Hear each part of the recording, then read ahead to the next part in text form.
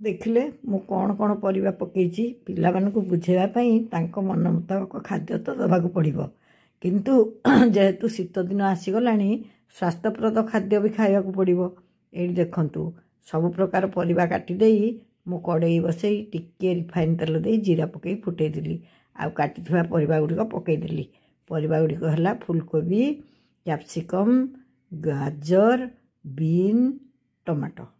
ये सबको देखले आपण जानीपारे जेतिकी मैगी नुहे सेतिकी परिबा। एणे पानी को फुटेई अटा नूडल्स मैगी को से पकईदेली तेणे परिबा घोड़े घोड़े भाजुली। एटा किसी शिखिबार कथा नुहे, यहाँ आम समस्ते जानीचे किंतु मु आपण मानक यहाँ देखौची एइथिपाई जे केते अधिका परिबा पड़ी। पिला माने जानिबे नाटा होची मैगी किंतु खाइबे परिबा झुलझुलिया करके सूप करके भी खातु।